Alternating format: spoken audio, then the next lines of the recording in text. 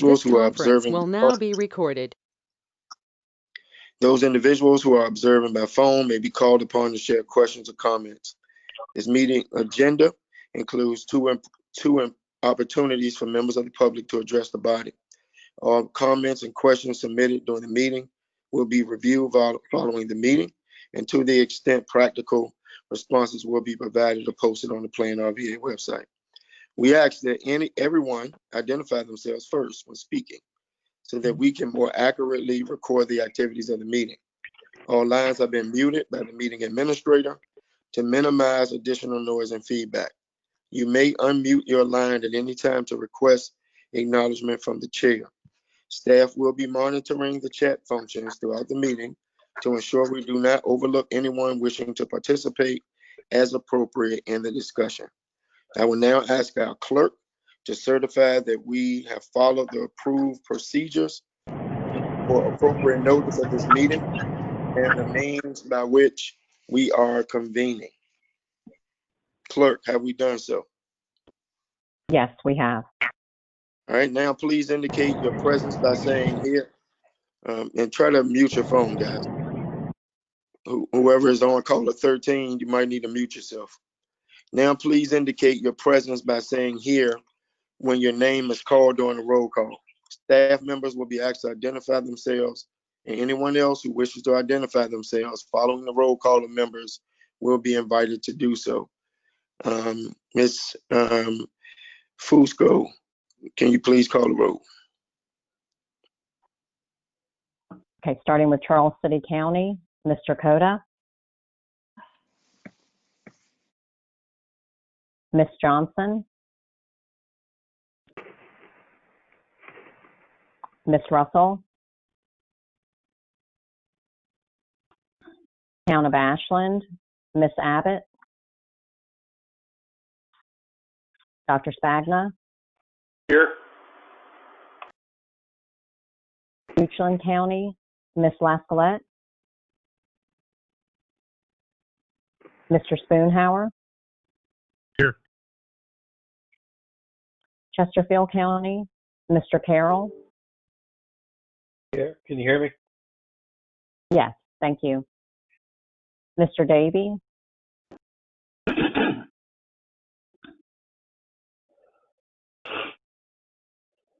Ms. Fry. Ms. Haley. I'm here. Thank you. Mr. Holland. Present. Mr. Engel.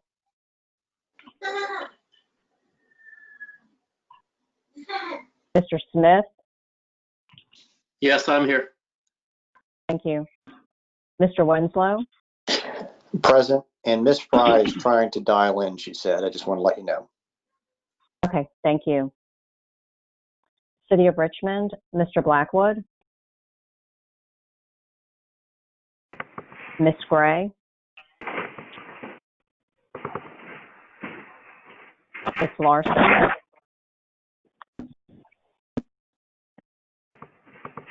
Miss Lynch.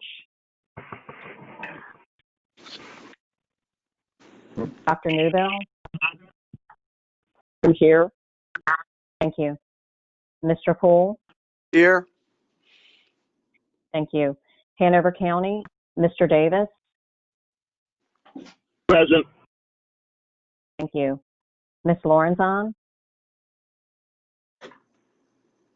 Mr. Peterson.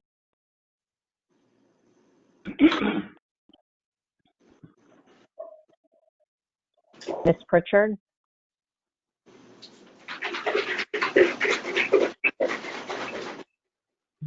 Mr. Whitaker. Here. Thank you. Henrico County, Mr. Archer. Here. Mr. Brannon.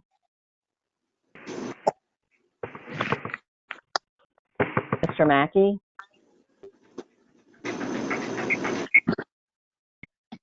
Reverend Nelson. Here. Ms. O'Bannon. Here. Can you hear me? Thank you. Yes, thank you.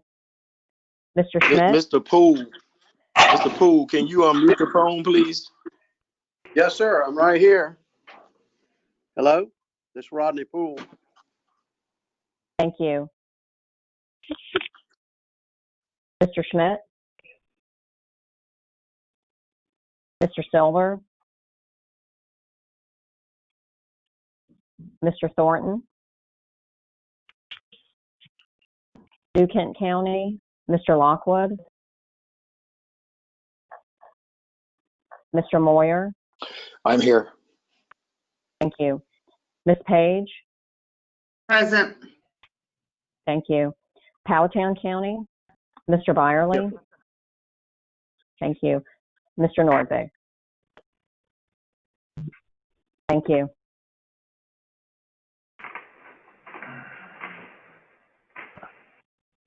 All right, so is that it? No, this is Canova Peterson with Hanover County. I'm having all kinds of difficulties with GoToMeeting today. Is anybody hearing me? Yes. I can hear you. I've Yes, sir. noted that Okay, you're here. I had the audio on before. The audio was not. I would like to suggest we go to something besides GoToMeeting. Every time I get on this format, it just fails a lot of people. Goodbye. All right. Anyway, I'm here. I'm here. Duly noted. Thank you. Anybody else that we missed? All right, thank you. Do we have Did you a get quorum? Kim Gray? Did you get Kim Gray? Because she's there now. I don't know if she did earlier. Yes, I see I that was she's here. here. I tried to unmute. Okay. All Thank right. you, Do we Pat. have Kim? Thank you. Do we have Kim Gray? Yes. Anybody? Yes. Anybody else? Anybody else on the call that we missed during the roll call? All right, great. So it does sound like we have a quorum. Diane, is that what it sounds like? Yes, we do. All right, great. Does anyone have any questions regarding the process for assuring effective facilitation of this meeting or for how members of the public may participate? All right, hearing none. Thank you. This is a public, this is our public comment period. We will offer 2 of these during the meeting at the beginning and the end.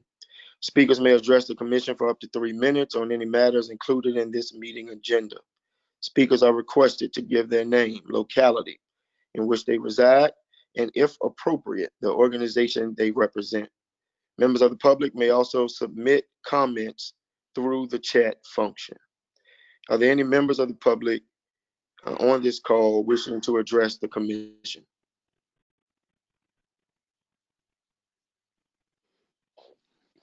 All right, hearing none, we move on to our next order of business, which is requests for additions or changes to the order of business. Are there any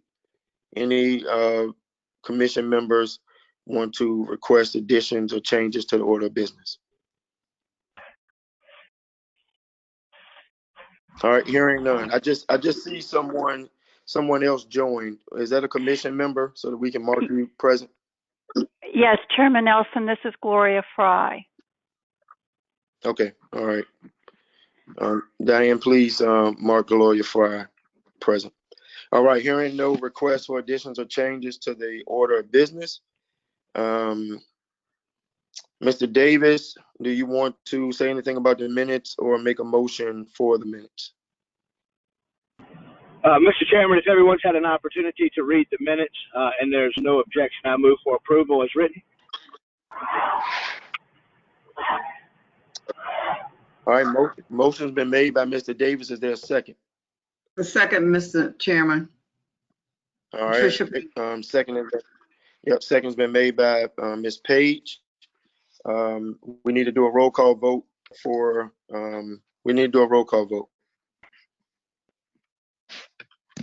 Ms. Russell?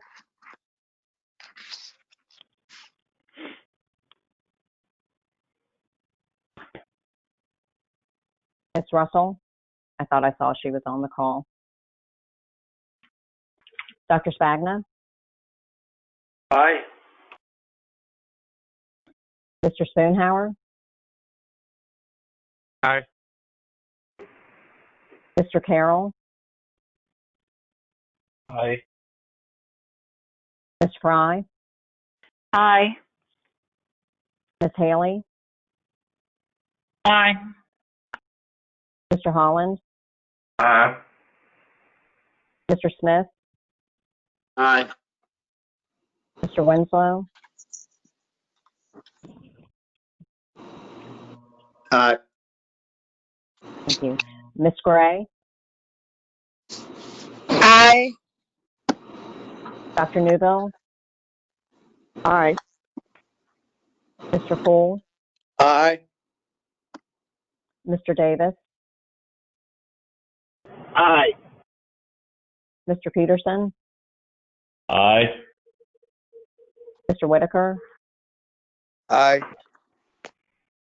Mr. Archer, Aye. Reverend Nelson, Aye. Ms. O'Bannon, Aye. Mr. Moyer, Aye. Ms. Page, Aye. Mr. Byerly,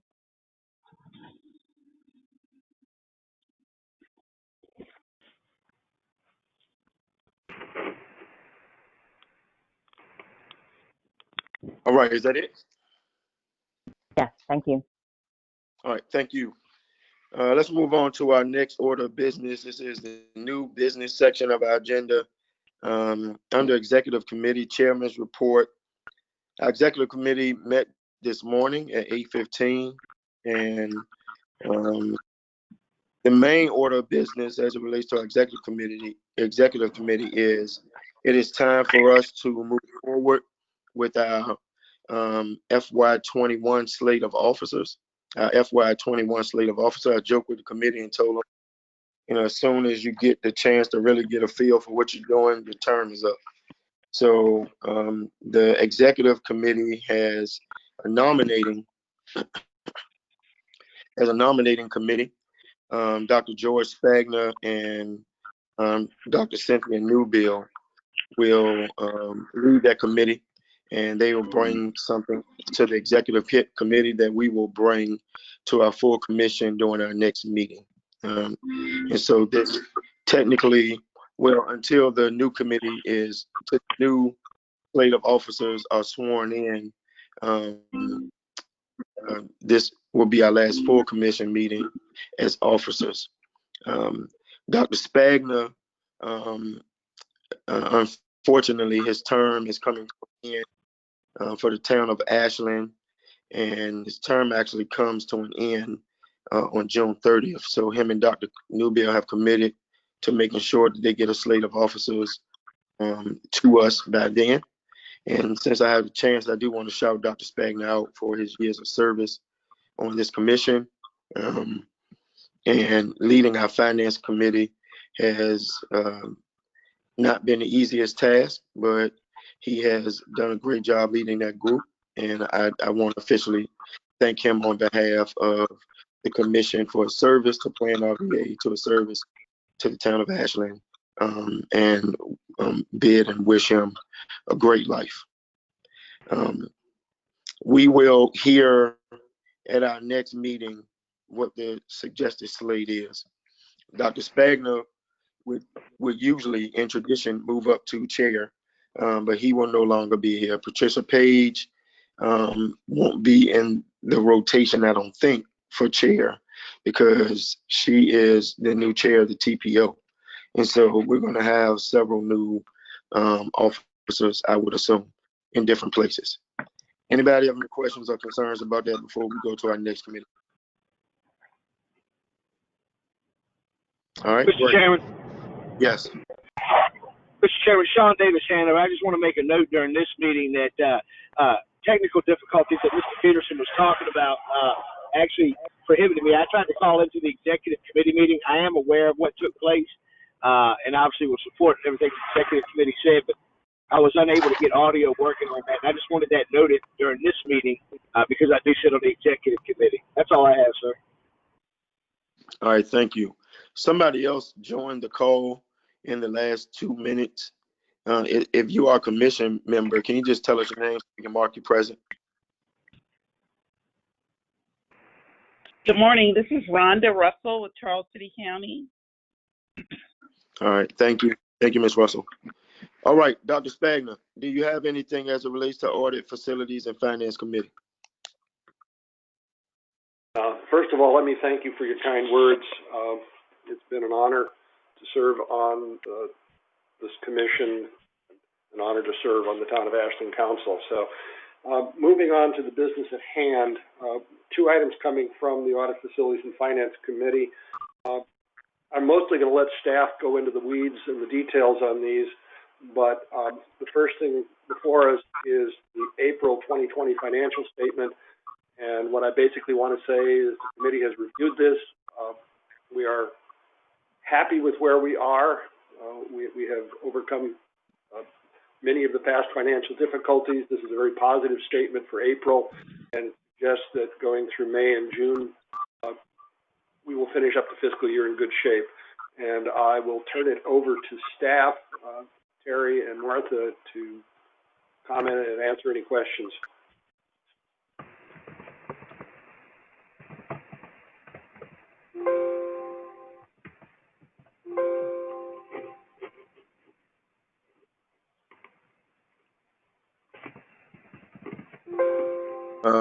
I don't think we can hear you, Martha.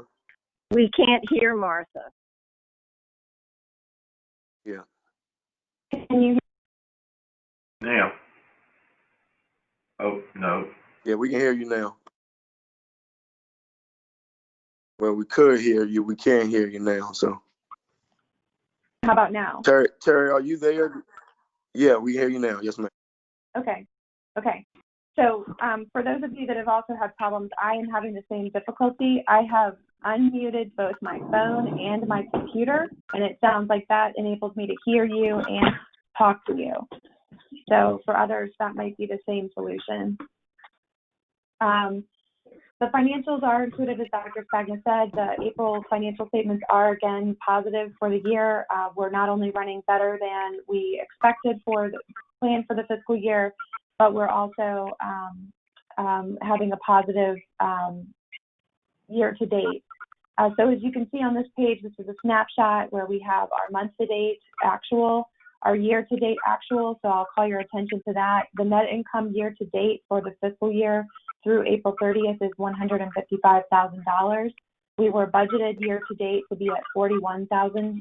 So we're far exceeding our anticipated goal for the year.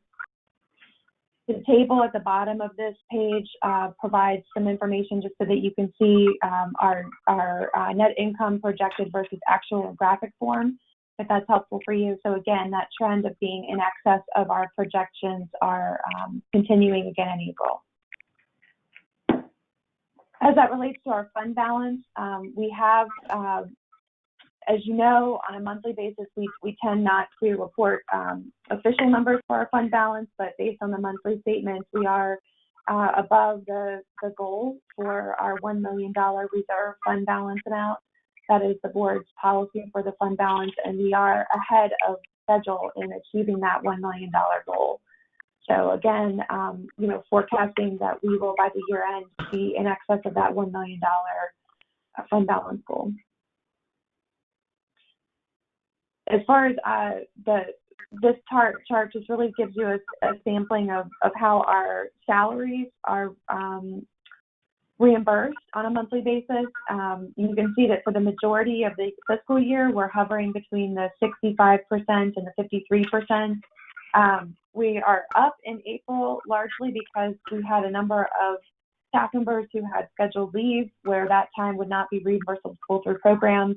Virtually all of our staff members have been working the entire month, and so that is a big piece of why you see that uptick in April for 72%. So when we have that increase in salaries that are reimbursable through our grant-funded programs, that will also have a proportionate effect on our net income for the year.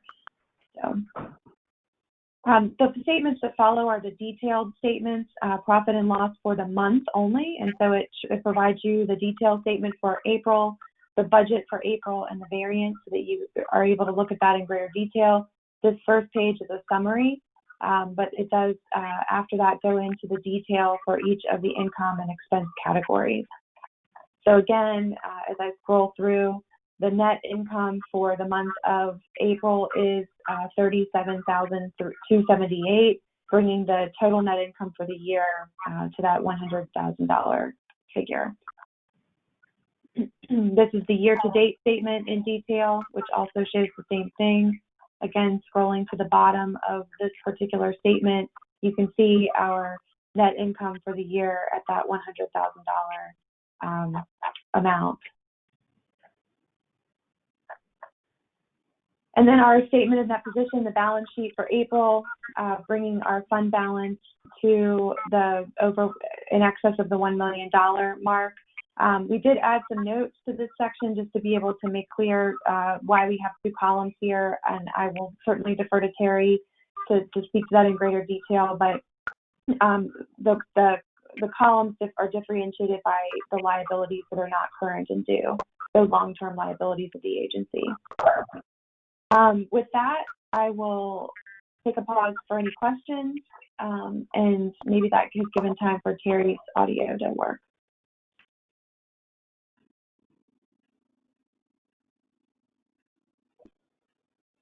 Did you say that Terry is going to describe something? I apologize. Okay, anyone have any questions for Martha? I think her system, this is O'Bannon, just asked a question. I think Terry's system isn't working. I'm seeing that she's paused right now. So if there are questions, I can attempt to answer them. I'm sorry, it's just very difficult to hear, it's garbled a bit. Did you want to mention about what the jurisdictions are being charged this year for membership? Sure. In our current fiscal year, for fiscal year 20, which these statements summarize, this does include the member dues at the regular assessment rate of 55 cents per capita based on population. Those dues were paid actually at the beginning of the fiscal year, received, and then we book them each month. But for next fiscal year, we are proposing in the budget a reduction in those member dues to 50 cents per capita, a reduction of 10% from 55 cents per capita to 50 cents per capita. And that is in an attempt to be supportive of those jurisdictions as they work through incredibly difficult financial times next fiscal year.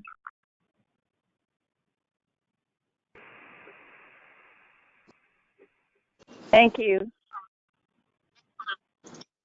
All right, any other questions? Now, Martha, you still have your budget presentation, right? Or was that it? No, I have the budget presentation next. All right, any other questions? If not, we need to make a motion to accept the monthly financial reports. Mr. Chairman, any other questions? Mr. Chairman, thank you. This is Jim Holland. I just want to thank everyone, particularly Martha, Terry, the committee, and a big thank you for Dr. Spagna for his outstanding leadership in the committee. It is with great pleasure that we say we exceeded the goal that we set. Time passed in the midst of the pandemic. So much thank yous to everyone who made a contribution to be there. It's my honor and pleasure, sir, to offer a motion of approval financial report ended 2020. This is Pat O'Bannon. All right, thank you. Motion's been made by Mr. Holland, second by Ms. O'Bannon. Let's go ahead and do a roll call.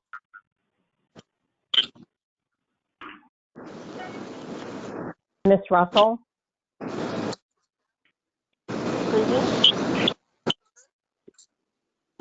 Dr. Spagna? Aye.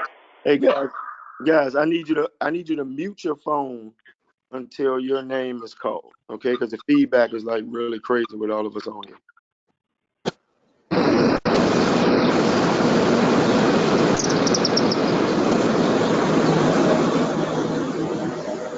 Mr. Spoonhauer?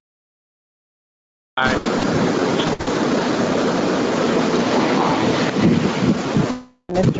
Mr. Carroll?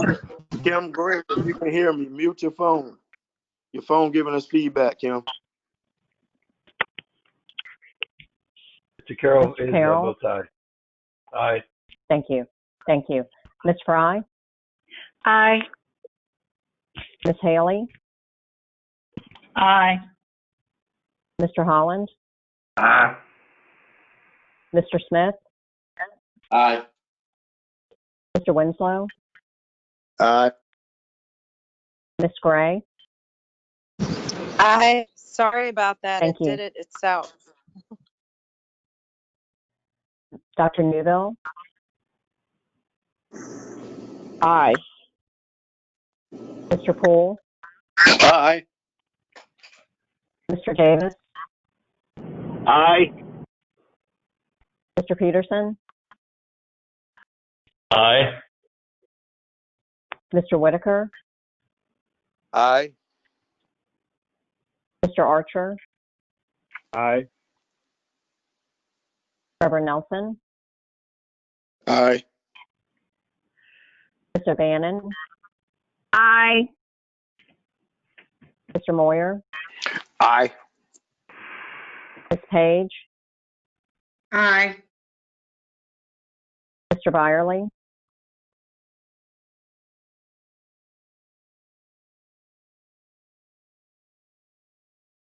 thank you. Thank you, Diane. We appreciate that. The motion passed. Martha, let's go ahead and jump into the budget, the fiscal year 2021 budget. I am going to switch screens for a moment, just so that you can see our PowerPoint slide. Okay. Martha, this is Randy Silver. I'm now on my audio. Oh, great. Great to have you. Mr. Silver is here, I believe, in place of Mr. Thornton? That's correct. No. Yeah. Okay. Thanks. Thank you. Thank you for that. The fiscal year 21 budget documents are included in your meeting materials. This PowerPoint presentation will be included in the upload of the meeting, and we'll also send it out to everyone afterwards if you'd like it. But I will go through this to give you an overview of the budget.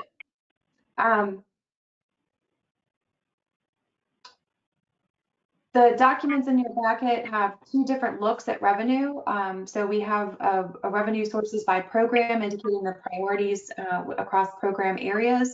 And we also have the revenues by funding source in the complete budget that shows revenues and expenses. So just wanted to call your attention to that. As a general principle, our focus has been, and as part of our financial improvement plan, to focus our staff time in reimbursable programs, and really to prioritize those projects and the funding that associates with them on the projects that expire the soonest. So making sure that we meet our deliverables and that we can draw down as much of the grant funding that's available to us as possible. That of course has to be balanced with a number of long-term deliverables. We have a number of grant funded projects that span multiple fiscal years. So it's important that we stay on top of those and make sure that we're pacing in a way that we don't get kind of stuck at the end of a project. From a source perspective, we've indicated that our sources come from federal and state grant awards. We also have funding that, sorry, we've got a lot of feedback. That might be a little bit better. We also have funding sources that come from our General Assembly appropriation. I'll note that this coming fiscal year, we actually expected to have a slight uptick in our funding from the General Assembly, but unfortunately, due to the reevaluated budget in April, the General Assembly, as you know, froze all increases. And so our funding, while stable from last year, we were not able to achieve that increase that was approved by the General Assembly during the regular session. As Mrs. O'Bannon pointed out, our local member dues this coming fiscal year are forecast to be at a reduction in order to support our localities as they work through very difficult financial times. And so the local member dues have been reduced in this budget from 55 cents per capita to 50 cents per capita. However, the TPO assessment, the special assessment to support the match, generate the match dollars for that program, remain the same at 5 cents per capita. We also in this budget year do have prior year revenue from the Capital Region Collaborative that we're programming. These are funds that were received by the locality in fiscal year 19, but have been held in deferred revenue so that we can support our Capital Region Collaborative Regional Indicators Project, ideally in preparation for the release of 2020 census data. But we will see how that goes depending on how the Census Department releases data due to COVID. I shared with the executive committee in the morning meeting that the majority of our figures are confirmed. We have about a 95% confidence on the funds that are included here. We have either agreements in hand, award letters, and/or applications pending. So we don't have any completely prospective award amounts in here, but we do have a couple of projects where we are waiting the award letter. For those of you that serve on the Audit, Facilities, and Finance Committee, I'll let you know that we were, at the time of your meeting, waiting for the award to come from FEMA for our Regional Hazard Mitigation Plan. That award letter and agreement has come in. We've reviewed it, we've signed it, and we've submitted it back. So that project is a go, and that represents $250,000 in our budget for this coming fiscal year. So the remaining grant applications that are pending are in our environmental and emergency management programs. The majority of those operate on a renewable basis. So while we know nothing is certain in these times, we are optimistic that those funds will come through, but it doesn't represent the lion's share of the funding. I'll also note that the budget does not include any funding passed through as part of the stand-up of the Central Virginia Transportation Authority. While those conversations are going on, we did not include or forecast any funding from that. And as I mentioned, the budget does include that reduction in local member dues due to COVID of 5 cents. This table just gives you a little bit of background. As we've modified our budgeting format and our financial statements, we're now able to provide you some comparison to historical data. So beginning in FY18, we now have statements that we can compare year to year. Prior to that, our statements were not, they were operating on the cash basis, and it was a little bit more difficult to be able to provide comparative data. But as you can see, federal funding represents the largest portion of our funding. That has been on the rise since FY18, and I'll talk about that a little bit more, but largely that is due to the amount of pass-through grants that we have been awarded over the last couple of years, as well as the growth in our emergency management and environmental programs. Funding through the MPO has been on the increase, but it's been a much more kind of stable increase, and this significant rise is really due to that pass-through in emergency management and the growth in our environmental programs. State funding follows much more similar trend to the increase in MPO funding because the majority of our state funding tracks with that. So you can see that's a little bit of a clearer slope as far as how our MPO funding is on the rise. Local funding has remained relatively stable, and largely that's due to the fact that in FY18 and 19 we were receiving funding for the Capital Region Collaborative. Fiscal years 20 and 21 we are not, but some of that funding is made up through just population increase, as well as I mentioned earlier, in FY21 we're forecasting that carryover from FY19 and collaborative funds. And private funding is actually a little bit up. We had a bit of a boost in FY19 and 20, but it's back down in FY21, largely because we only really access private funding on a every couple of year basis. This is another look at our revenue, just giving you an idea of how the funds are allocated by program area. As you can see, the lion's share, almost 70% of our funding is dedicated to our transportation programs. That's both our rural program from the state, as well as our urban program administered through the Richmond Regional Transportation Planning Organization. The emergency management and environmental programs have grown. They represent together almost 25% of our revenue now. I would say a couple of years ago, those two programs together represented about 10% of our program. So our staff members have done a really great job of working with the localities to identify new funding sources. And again, a significant amount of the emergency management planning funding is actually passed through that we use to support regional grants, providing a number of different activities ranging from public outreach to planning and actual equipment and exercise equipment and safety equipment for our emergency management community. Community development and data are relatively stable, but those dollars are there and set aside for some of our kind of base programming. And the agency management category has drastically reduced over the last couple of years, representing just about 1% of our budget. And that category really represents those activities in the agency that are not eligible for grant funding. Examples of that would be any activity we might do in conjunction with the legislature or Congress. We, as you know, do not have a legislative program, but we do monitor and we do participate in following up on what's happening at the federal and state policymaking levels. And so time spent in that area is charged to that program, as well as new project prospecting, grant writing for new projects unrelated to existing projects. So you can see it's a very small amount relative to the whole budget. Our General Assembly appropriation dollars and the local member dues are really the areas where we have the most discretion in allocating our dollars. As you know, our federal and state grant programs are fairly prescriptive. And so while we have a lot of flexibility to determine what we do within those programs, we would not be able to, for example, transfer dollars in our transportation program to emergency management. That would not be allowable. And so our General Assembly dues are divided into two categories: investing one in strategic partnerships. That's the category that supports our requirement from the General Assembly to undertake and manage a regional strategic plan. So we have $10,000 allocated for this fiscal year to support that effort. And we have $103,000, the balance of the General Assembly appropriation, set aside to support our data research and analysis. This is consistent with our strategic planning framework to really bolster our capacity in that area. So it supports our software, it supports our staff time doing general data analysis and requests, and really being able to help that entire program area gain traction. Our local member dues are allocated a little bit differently.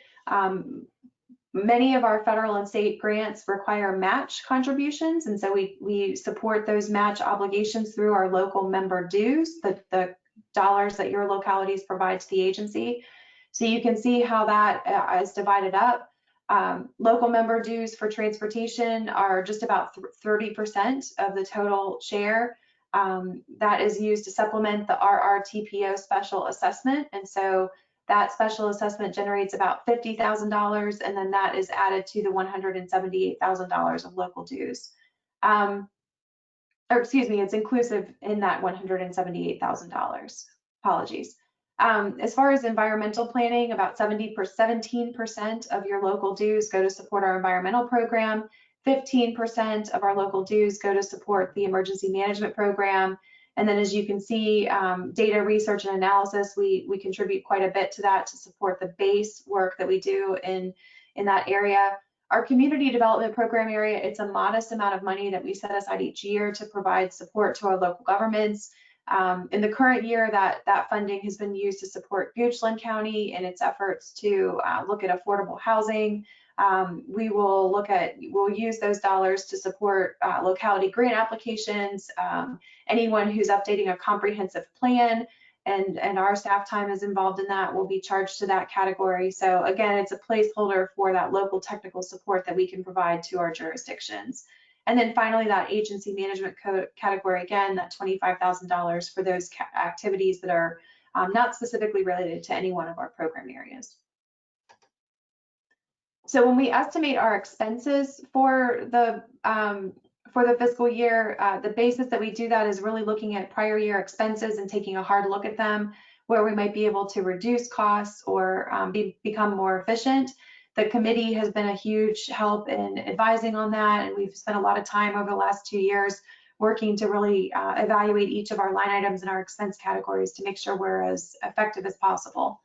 I will point out that the personnel salaries and wages category is higher this year.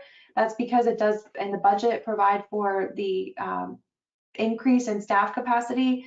However, we are not proposing that we actually access those dollars currently. We will come back to the board for approval through the executive committee for increasing new positions in the organization. The budget also, you'll see, includes continued investment in technology. We've been working over the last couple of years to improve our technology capabilities. That's everything from software investment to hardware replacement of computers. We've made the migration from on-premise server to an off-premise cloud-based solution. And then finally, our budget does include a small set aside for office space improvements. It's in the capital outlay section of the budget. And then also just some general space planning for the future so that we can make sure that we're ready when we need to make decisions in anticipation of our lease expiration in 2022. From a guiding principle perspective, we always try to make sure that we can maximize reimbursement of our direct costs. So we look at our expenditures to try to assure that we can, to the extent possible, be reimbursed through our grant-funded programs. And we've also made some modifications to the format of the budget this year to anticipate some of the expenses that typically have been adjusting entries after the close of the fiscal year, so that we can put those in front of you to see how those entries will impact the budget. So examples of that are, for the last 2 years, we've included in the salaries and wages category a buffer to be able to provide for leave balance payouts if and when a staff member were to retire or leave the agency and we're entitled to a leave payout. We've also included technology investments so that if we do have computer malfunctions or things like that, we have the dollars on reserve to be able to purchase new equipment or make an investment in software or technology. And finally, at the bottom of the budget section in the expense category, you'll see a new line for depreciation. It's about $24,000 estimated for this coming fiscal year that Terry has estimated. That number would be firmed up at the close of the fiscal year next year, but we did want to put that in so that it's a little bit more clear what will happen. Finally, we do also have a line in the budget this year that's new. It's a management goal. It is not related to the board directed policy for fund balance, but it is a goal of setting aside the equivalent of 5% of our local member dues collected to be contributed to the fund balance. I'll show you in the document where that sits in the budget, but that's a goal just to be able to, beyond the efforts that this board made to set the special assessment and get back to $1 million, just to be able to keep pace to contribute to that fund balance so that if and when we do suffer some sort of a financial hardship, we have ample dollars to rely on without having to go back through the special assessment process again. This table gives you a sense of the major expense categories, again, showing them over time from fiscal year 18 through the projected for fiscal year 21. FY 18 and 19 are the actuals from our audited financial statements. FY 20 are the budgeted figures from the current financial statements, and FY 21 are, of course, the projected for the budget. The bars represent red is salary and wages. So as you can see, it's kind of bounced around, hovered right around $2 million.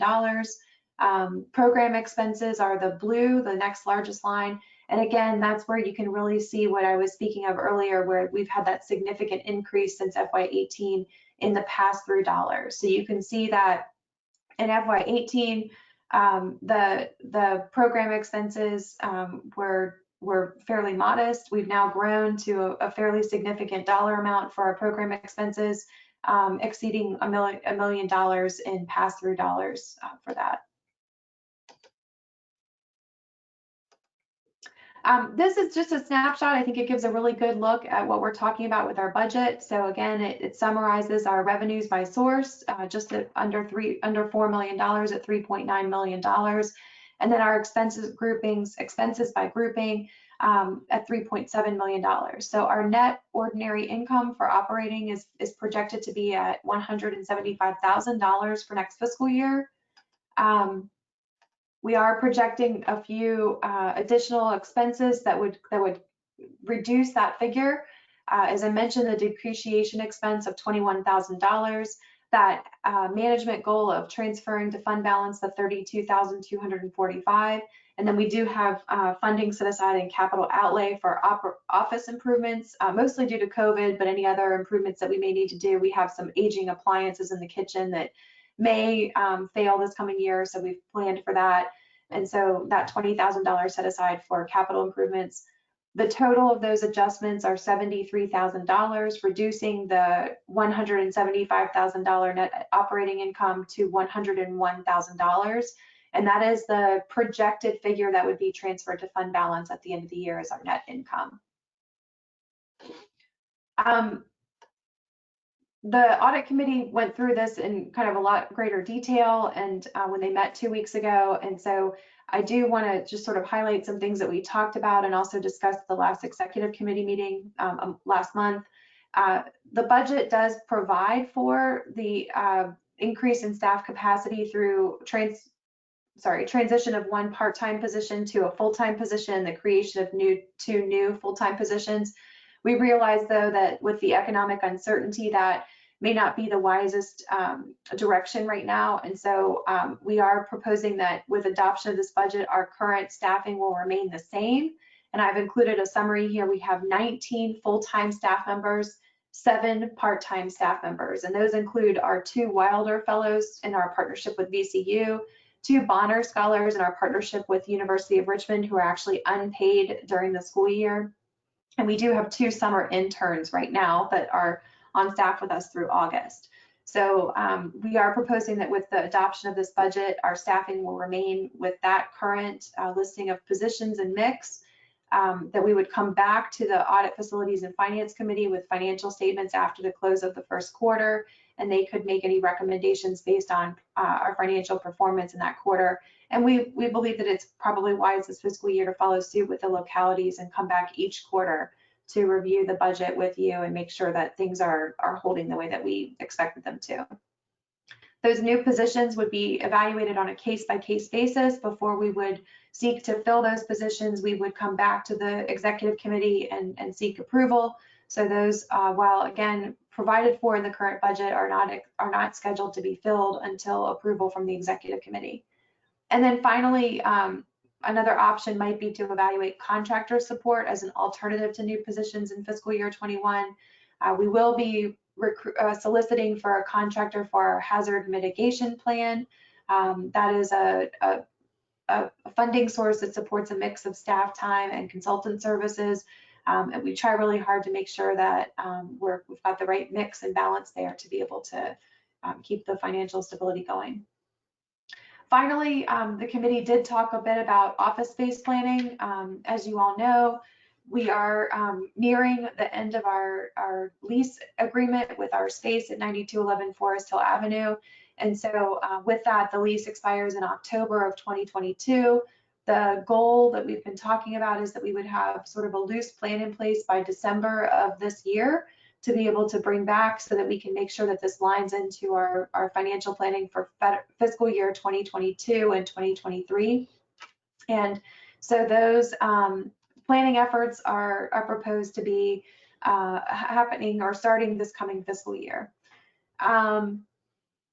And finally, as I mentioned, we do have that set aside for capital improvements. I think we will have just minor improvements that we need to make in our office space, but we are looking at changing out door handles on the doors to make a little bit less contact. I think we counted, you have to go through 5 doors for some of our staff members to get to the restrooms.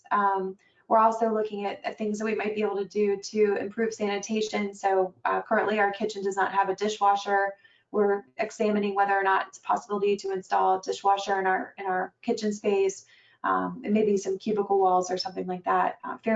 Fairly minor in the grand scheme of things. The committee was quite clear at the committee meeting that we want to be cautious of how much investment we're making to that physical space if we may be moving. So with that, I know that was a lot, but I'll review. Given economic conditions, we are proposing that the budget be reviewed quarterly. And we have a couple of action items that the staff has on the to-do list for this coming year, just to be able to look at our ongoing, ability to sustain our financial strength. So examining whether or not a conversion to paid time off program from our current vacation and sick leave pools is a smart idea for our agency.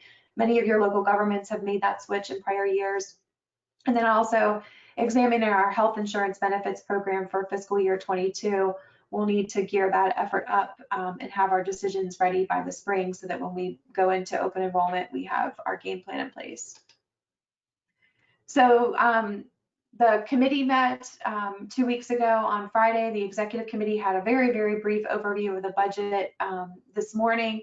Both committees are recommending approval of the fiscal year 2021 proposed budget, with that stipulation that the new positions would be approved on a case-by-case basis, and that the budget would be reviewed quarterly with recommendations coming from the Audit, Facilities, and Finance Committee. So I know that was a lot, but I'm happy to answer any questions if you have some.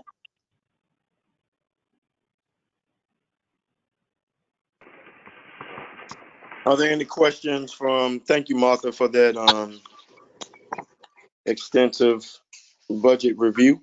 Are there any questions from my colleagues as it relates to Martha's budget presentation?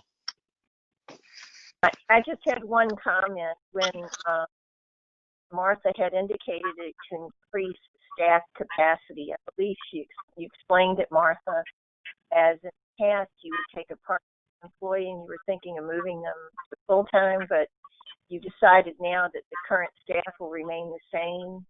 Is that was the way you explained it? Am I correct? Yes, ma'am. All right, thank you. Any other questions? Thank you, Ms. O'Bannon. Any other questions?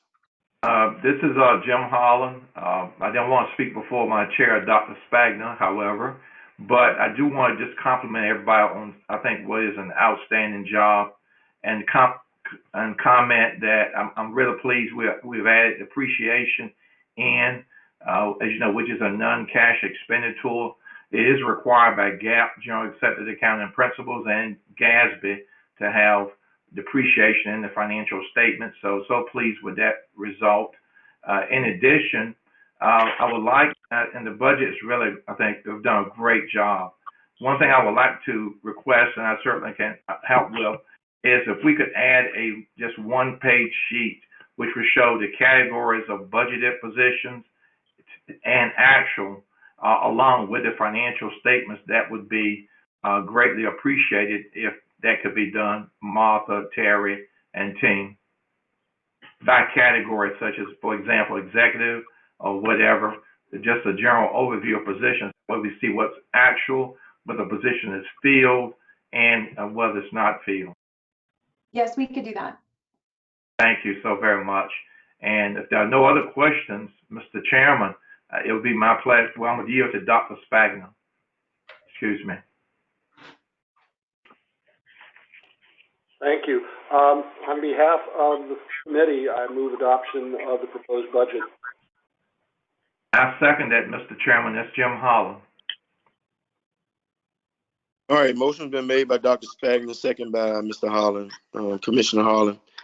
Can we get a roll call vote, please? Ms. Russell? Approve. Thank you. Dr. Spagna? Aye. Mr. Spoonhour? Aye. Mr. Carroll? Aye. Ms. Fry? Aye.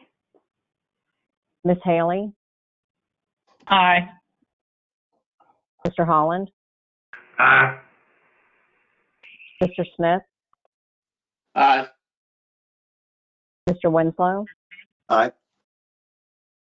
Ms. Gray? Aye. Dr. Newville? Aye. Mr. Poole? Aye. Mr. Davis? Aye. Mr. Peterson? Aye. Mr. Whitaker? Aye. Mr. Archer? Aye. Reverend Nelson? Aye. Ms. O'Bannon? Aye. Mr. Silver? Aye. Mr. Moyer? Aye. Ms. Page? Aye. Mr. Byerly?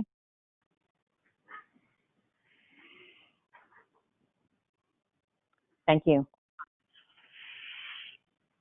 All right, thank you, Diane, for that. The budget has been accepted as presented, and we'll continue to look at it quarterly. And I'm certain that recommendations will come from the committee for adjustments. Martha, I also have you down for executive director's report, and I see here intergovernmental and environmental review summaries. You want to share about that? Sure. Starting on page 31 of your packet, those are included. This is the monthly summary that we give of the environmental and intergovernmental reviews that our staff reviews. This month, it does include the additional content that Mr. Davey had requested last month. So we can certainly follow up if you have any questions, but that's there just for your information.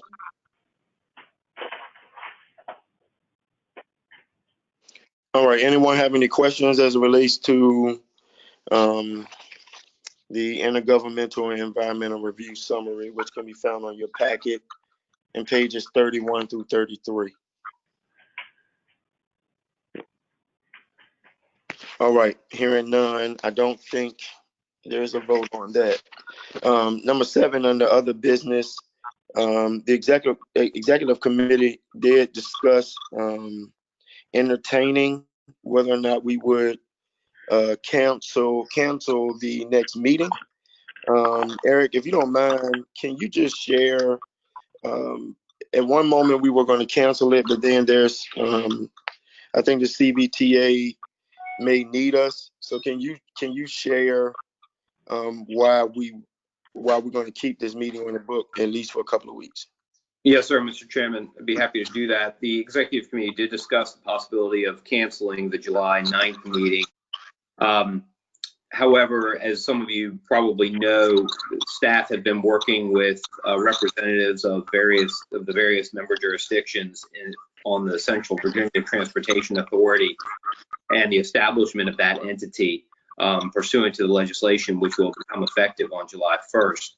So we don't know if there will be documents or actions needed to be taken in early July, but there may be, because the thinking is that the Planning District Commission and the TPO, or some combination thereof, and the staff will be servicing the CVTA going forward. So there may be a need to meet to take action on those MOAs or other instruments to provide for the establishment of the authority and its governance and its relationship with the PDC and or the MPO. So I'm recommending for right now that you keep the July 9th meeting on the books with the idea that it could be canceled at a later date if the meeting is not necessary. All right, thank you. Thank you, Eric, for that. And do any of you have any particular questions?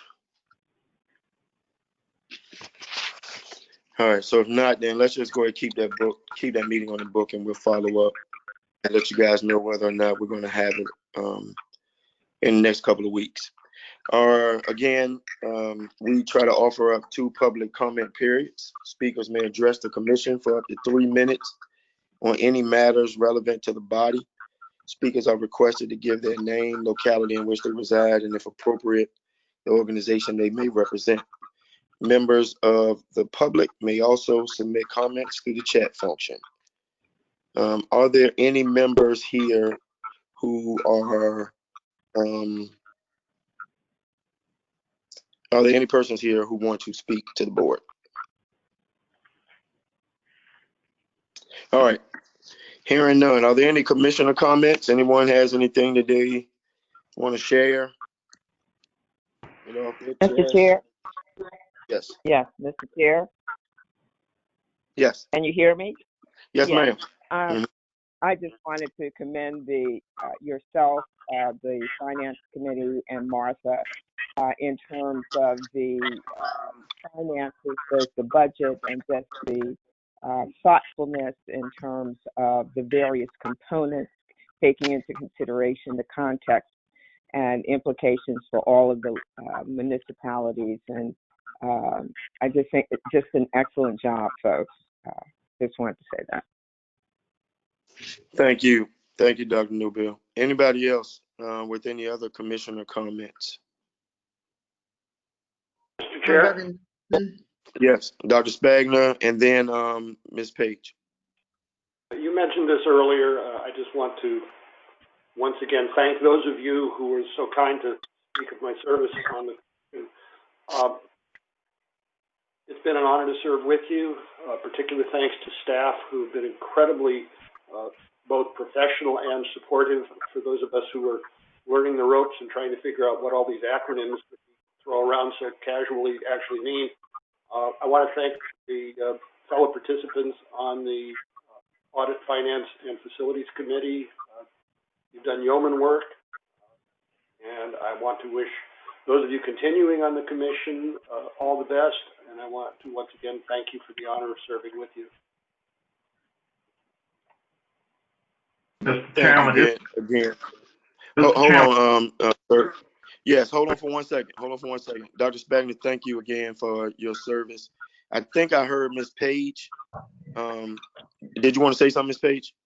Thank you, Mr. Chair. I just wanted to ditto the comments from Supervisor Holland and Dr. Newbill and you, Reverend Nelson, and thanking Dr. Spagler, and especially thanking you during this COVID time and the way that meetings are being handled and the way that we are still proceeding with excellence. And so I just wanted to acknowledge that all that you are doing is very much appreciated.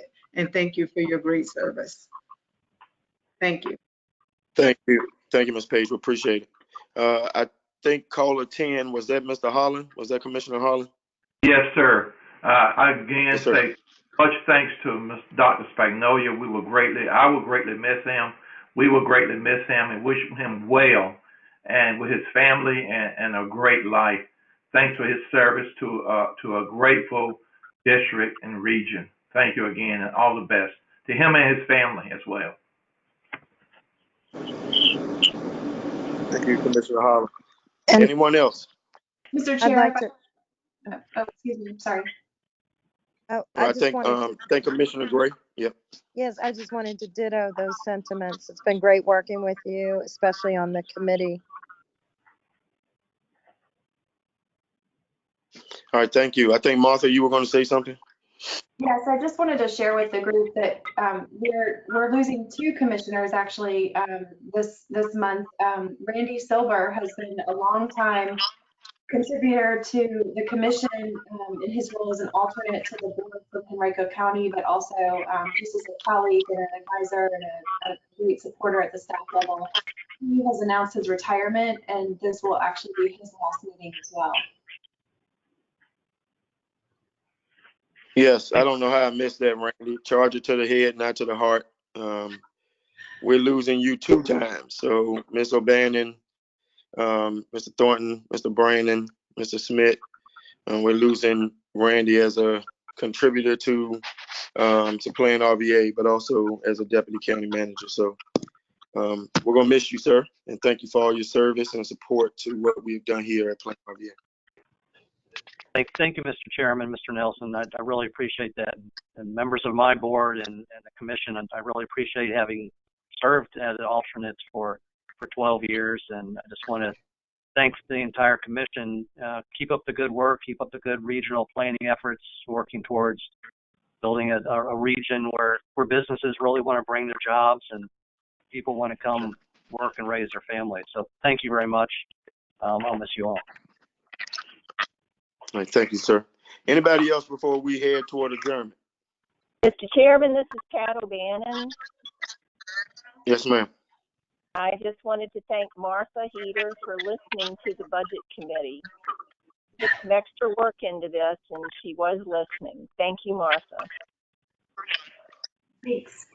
All right, thanks for sharing that, Ms. O'Bannon. Thank you. Martha, we do appreciate you guys, and we see the effort that's being put in with you and your staff, and we say thank you. I do want to let you guys know, I shared with the executive committee Martha actually a couple of weeks ago had a sudden passing in her family. And so she's been in and out over the last couple of weeks trying to make sure that we handle business here, but also trying to be of support to family as well. So kudos to you for doing that, and also for staff, all staff members that are on the call.